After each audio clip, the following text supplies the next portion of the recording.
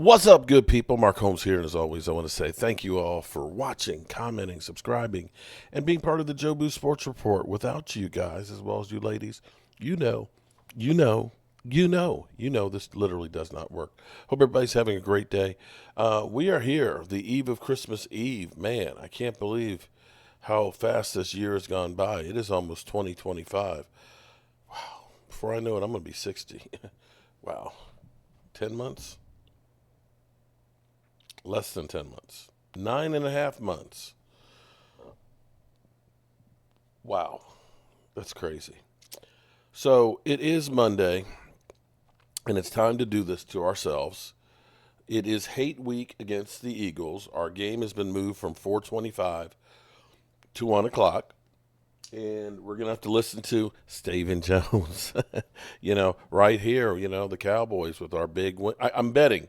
I bet you he's going to call it our big win that we had. Because, see, we do a lot of things here that we don't get credit for. But, at the end of the day, the things that we do are setting ourselves up for great things. And, we got to stay the course. I know. Let's go to it and hear what we got. In Texas. Stephen, how are we feeling today? Oh, we're doing good. Really thrilled with our big win yesterday, and just obviously knew it was coming. Hats off to the team and our coaches who got them prepared, and be real easy to mail it in. But our guys are fighting their ass off against a team who, is a playoff caliber team that needed that win, and I thought we went out and deserved to win the game and held on there at the end. Stephen, can you kind of describe your emotions and the emotions kind of around you whenever you saw that Washington got the win and the Cowboys were officially eliminated?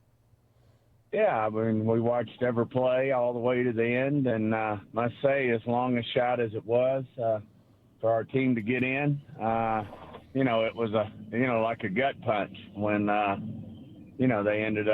Washington ended up winning that game. Obviously, think the world of Dan Quinn and what he's about, and always hard to root for the Eagles anytime, but certainly we were wanting to keep our hopes alive there. But like I said, we're in it to win these games. I think it means a lot to this team, not only for this year, but for our future, to really show people what kind of team we are. We've battled through a lot of challenges this year, and obviously got off to a middle of the season there after we started off 3-2, a bumpy 3-2, but then obviously lost the 5 games there. But I think to show people what our players are all about. Obviously, Mike and his staff are just doing a hell of a job keeping everybody dialed in, and it means a lot to the organization. I'll tell you what, it means a lot to a lot of people who look at teams elsewhere and see some dysfunction. And the Did he say see some dicks? Did he just say see some dicks? What you guys have shown this season is you've got some talented players who care through all of this adversity and having the opportunity to show that they're not making business decisions out there. They're trying to win.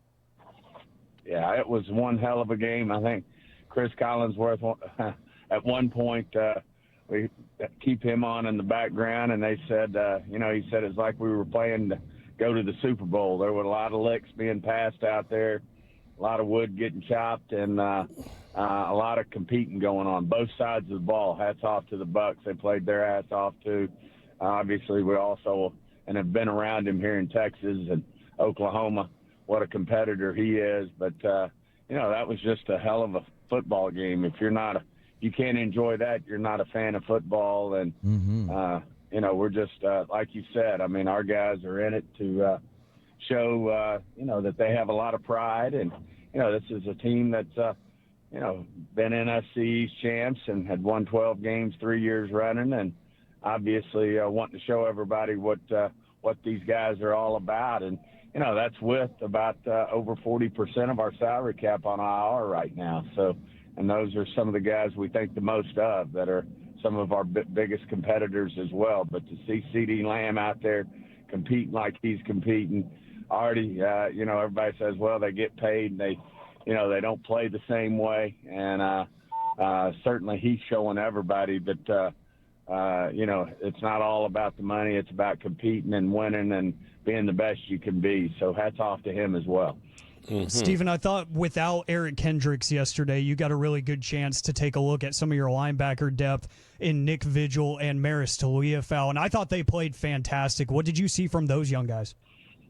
Well, Maris, a young guy who's obviously just getting going, and he just continues to make plays, punching balls out, all around the ball, making big hits. There was a lot of big hits yesterday, and between him and Wilson and Ao, our corner, I think we've no telling how many combinations of corners we've had out there, but certainly, guys just out there competing. But Maris played a hell of a game, and then Vigil, just a pro. I mean, he's been in this league a while, veteran guy who knows Mike Zimmer's system, knows how to call, get our defenses lined up and run right. So I thought he really stepped up, and Kendricks is absent, and as you said, played one hell of a game. That offensive line, it looked like Cooper Rush had time to look around. He looked very calm in the pocket last night. Does that offensive line feel like it's coming together the way you'd expected it to, or is it kind of still a turnstile at a lot of spots there? Well, we're obviously having to play several guys, and I have had a lot of combinations this year. But, they're just a good group of men who like to work together. They got a lot of pride in what they do. Obviously, running the ball was tough sledding. We knew that coming in. When you got a guy like Vitavea in there who's holding down the middle, we knew it was running the ball. But, we did what we had to do to make the plays when we needed to make the plays. And I thought Cooper did a hell of a job. Rico made, ran and got what little what little was there, but also did a good job catching the ball out of the backfield for us and making some plays there. So, it was just a great team effort, and I fully expect our guys to have a great week of practice and come back and try to give, Philly a problem with their playoff seed. So we're wanting to win these football games. Means a lot, not only for this year, but for our future. Trying to be the Grinch against Philly. Got to like that a lot. Spoilers. There's going to continue to be this conversation for the next couple of weeks here, and then until anything else is decided. But Mike McCarthy and where he stands with this organization, is that an off-season discussion, off-season decision? Would you like to kind of clarify how you feel about what he's doing in this job? Well, he's doing a great job, right now. And like I said, there's a lot of teams who would have dysfunction with their season being over, and disenchanted. Mike's kept the group together. Not surprising. I mean, Mike's a Super Bowl champion coach who's been to several, NFC championship games. Mike Zimmer not only has, been a very successful coordinator in this league, but a successful head coach. So this doesn't surprise me. I mean, these guys are professionals, and we'll start worrying about the future when we're through playing the Commanders on our last football game of the year. All right, thank you very much, Stephen. Appreciate your time. We'll catch up with you next week, good sir. Great being on, guys. Merry Christmas, Steve.